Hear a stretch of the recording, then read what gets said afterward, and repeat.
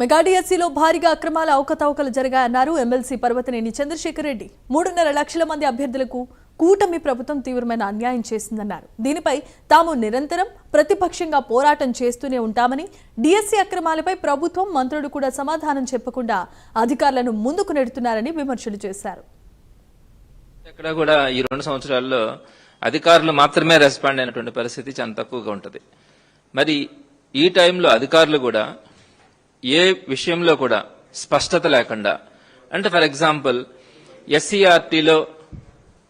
ఎస్సీఆర్టీలో out sourcing ఎంప్లాయీగా పనిచేస్తున్నటువంటి నవీన్ అనే వ్యక్తికి 2 సబ్జెక్ట్స్ లో, అటు సోషల్ స్టడీస్ లో ఫస్ట్ ర్యాంక్ రావడం కానీ, టీజీటీ తెలుగులో 6th ర్యాంక్ రావడం కానీ, ఈ 2 అంశాలు జరిగిన తర్వాత ఆ అబ్బాయిని మీరు వాంటెడ్ గా పక్కన పెట్టిన తర్వాత దీని వెనుక ఆ క్వశ్చన్ పేపర్ తయారీలో ఈ అబ్బాయి ఉన్నాడు, ఈ అబ్బాయి ద్వారా అనేక మందికి ఆ క్వశ్చన్ పేపర్ వెళ్ళింది అన్న అంశాలన్నింటినీ కూడా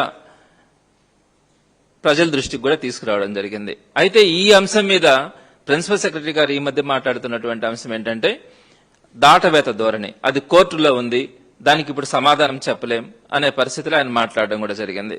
తర్వాత స్పోర్ట్స్ డిఎస్సి గురించి అసలు అర్థం కాని విషయం ఏంటంటే, ఒక పక్క ఒక డిఎస్సిని రిలీజ్ చేస్తున్నారు, మరలా స్పోర్ట్స్ డిఎస్సి అన్నారు, ఈ స్పోర్ట్స్ డిఎస్సిని తీసుకెళ్లి మరలా మెగా డిఎస్సిలో కలిపామన్నారు.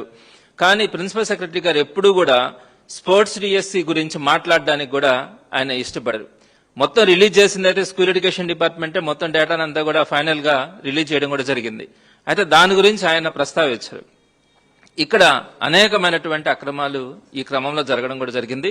వాటన్నింటినీ కూడా నేను ఇప్పుడు సాక్ష్యాధారాలతో సహా మీకు చూపిస్తాను.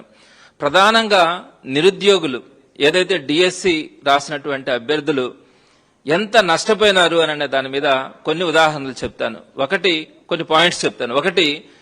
1:1 రేషియోలో మీరే చెప్తా ఉన్నారు 1:1 రేషియోలో పిలిచినామని. 1:1 రేషియోలో పిలిచి వారిని అన్యాయం చేసిన వారు ఈరోజు ఎంత బాధపడతా ఉన్నారన్నది మీరు ఒకసారి